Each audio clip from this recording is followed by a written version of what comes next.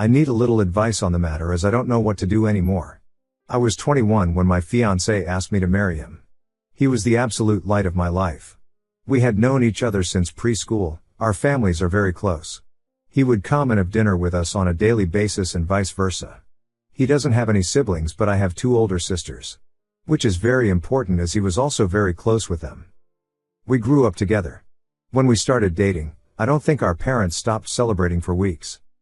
He helped me deal with a lot of my anxiety, and even when I gained a little weight and my mother berated me saying he was going to leave me, he told her off and said he loved me for who I was, not for what I looked like, even though he claimed I was the most beautiful girl in the world to him. We were only engaged for 6 months before the incident. My middle oldest sister, let's call her Nikki, was a very cold person. She never showed any affection. She only ever opened up to my fiancé as she said she saw him as a brother, and he also helped her through a lot of her dark times, such as battling drug addictions and breaking the law. She and I never saw eye to eye. I loved her dearly because she was my sister but didn't like her as a person. Out of the blue she tells me she wants to take me clubbing as we had never been together before, and she felt bad that she was so distant to me. I agreed, and that night we went out. Clubbing wasn't really my style, but once I had a few drinks, I loosened up a little and began having fun. The night was going smoothly until Nikki spotted a guy across the room whom she claimed she wanted to climb like a tree. She walked over to him and within a few minutes she was back and she had a sour expression on her face. I asked her what was up, but she never said anything. I kept pressing because I didn't want our night to be ruined. She then told me the guy didn't want her number but he wanted mine instead. I told her he was a loser and there were plenty of guys around who would kill to be with a girl like her. She didn't budge though. She told me she needed to use the restroom and then we would leave. I waited for an hour. During this time I was sipping on a lot of different cocktails. I then started feeling really dizzy and lightheaded. I figured I'd just cab it home as I was certain Nikki had left. On the way out though, I bumped into a friend of Nikki's whom she had briefly dated. He asked me if I needed a hand to my car and I explained I was getting a cab. He said he was getting ready to leave and we could share one. I told him okay and we walked out of the club together and into the first cab we saw. I tried to find my phone in my purse but I felt myself getting dizzier and dizzier. I don't remember what happened next as I blacked out, and the next morning I woke up on a hard sofa, my head pounding. When I came to, I realized I was in Nikki's friend's house and my phone was sitting on the glass table in front of me, but it was flat. When he noticed I was awake he offered some tablets and water and explained that I had passed out in the cab and he didn't remember my parents' address, so he just picked me up and took me back here where he laid me on the sofa. I told him I needed to go home as my fiancé would be worried. He called a cab and I left. When I arrived at my parents' house, my mother, father, Nikki, my fiancé and his parents were all standing in the living room.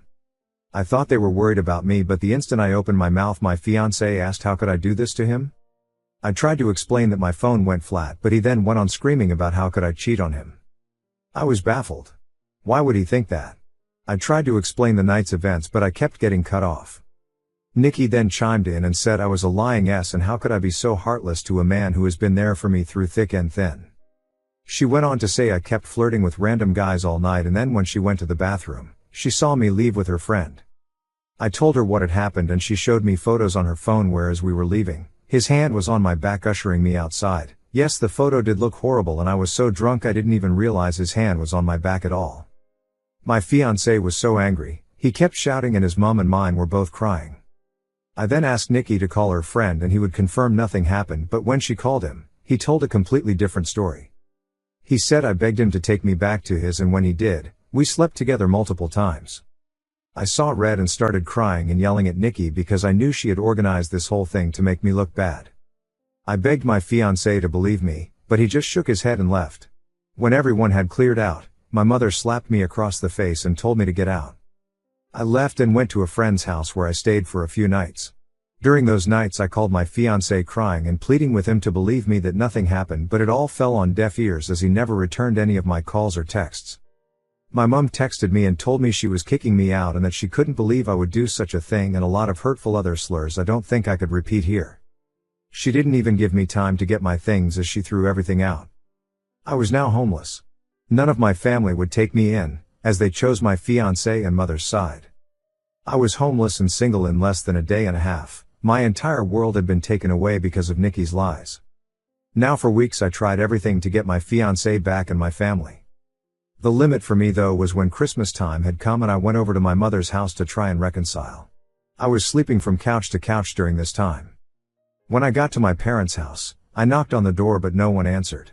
My friend then called me and told me she just saw on Facebook that my family were in another state celebrating Christmas and they had posted pictures online. Everyone was there, my sisters, parents, grandparents and even my fiancé and his family. When I myself saw the photos, I couldn't stop crying as they all looked so happy. I cried for days and days before deciding to block them all. I even returned my engagement ring. My friend knew someone a couple hours away who was looking for some help in his restaurant and he even had living arrangements above where he worked so I could get rent at a cheap price and work at the same time. I wanted to start over with my life as it hurt me that no one took my side and they all left me to fend for myself. I was able to move pretty quickly and was doing well. The apartment was tiny and I had to work 10+ hours almost every day, but I was able to save a lot of money. I'm not living in the apartment anymore. I was able to rent a much nicer condo, but I am still working at the restaurant as assistant manager. Now it has been roughly 2 years since I left and have not spoken to any of my family.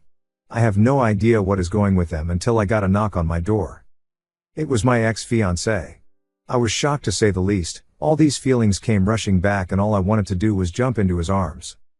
But then I remembered the pain I had felt and tried to slam the door in his face, but he stopped it and asked that I let him explain.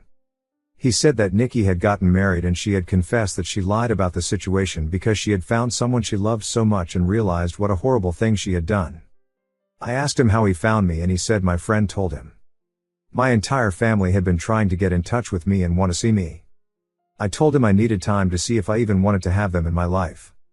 He left and I have been a mess since. I don't know what to do. I know I will never ever forgive Nikki. She could rot for all I cared, but it's hard because my other family and fiancé didn't know she was lying, but I also felt like they abandoned me too quickly without letting me explain my side. I don't know if I should forgive them. Any advice would be much helpful. Thank you for taking the time to read. Update 1. Wow guys, I don't even know where to begin. I am honestly so grateful for all the support, advice, beautiful messages and awards you guys have gifted. I wish I could personally thank each and every one of you, and I did try my best to reply to every message. You guys are honestly so amazing and I cried reading all the comments. My heart has never been so touched with the amount of love and support I got on this post, and I am so sorry if it took too long to post an update. I was honestly in so much shock I didn't know how to cope with it. So I never got back to my ex. I didn't know what to do, but eventually he must have given my phone number to my parents as they texted asking to meet up. I never replied and was planning on organizing a Zoom meeting but didn't need to as they also showed up at my door. Well, my father did. When I answered the door and saw him standing there, I ended up throwing up, which he insisted on cleaning. When he was done, we sat down and I just bursted in tears. My emotions were all over the place and my father has worn the same cologne for a really long time, so when I smelt it, it just brought back all these memories. He tried to hug me but I pushed him away and asked what he was doing here. He went on to explain he and my mother are getting a divorce. He said he begged my mother to get in touch with me the minute I left, but she refused and said I was acting like a baby and if I wanted to leave them after doing something so horrible, then I could do things on my own from then on. I asked him how long did it take them to notice I was gone. He said they arrived back home after New Year's Eve and were planning on inviting me over so we could talk. That's when they got in touch with my friend and she told them I left and she didn't know where I was. I asked him why didn't he listen to my side of the story and why did they throw me away so easily. He just started crying. He said he never meant for things to get so out of hand and he wishes more than anything he could take it all back. I said when they found out Nikki was taking drugs and had dropped out of HS, they didn't throw her away, instead we all went on a holiday so she could focus on things besides drugs, and during that trip, she got hooked on alcohol and each time they defended her over and over. He said he had no idea my mother was going to kick me out. He thought it was going to be for a few days but then they decided last minute to spend Christmas out of state. My mother apparently promised him I would be allowed back home after they got back. I said she threw away all my stuff but he said everything was still there and she lied about that. I asked him what has happened to Nikki and he said she is dead to him. He wants nothing to do with her but my mother has been crying to him, asking to forgive Nikki as she is not well and they had already lost one daughter, they cannot lose two. He blocked my mother and Nikki and has been on my ex's case about finding me. My ex caved in when my dad said he blocked my mother and Nikki and told him where I lived. I asked that he never show up again unless I give him permission and he agreed. He asked what would happen now and I said I really don't know and that he hurt me really bad. I then just went into detail about how much he hurt me and what it felt like seeing them so happy without me and how hard it has been. We were both crying by the end of it, but I was really glad I got it all out. It felt like a huge weight had been lifted off my shoulders. My dad then said he knew a few places around the area and would help get me a better apartment, and he said he would help get a better job, but I told him I wouldn't be leaving this job as my boss helped me out so much and I wanted to repay him at all costs. I said I didn't want him to do anything for me, but I said I do want to reconcile, but it has to be on my own terms and it is going to take a very, very long time to trust him again, and I may never trust him again. He said he would do anything to make up for what he did.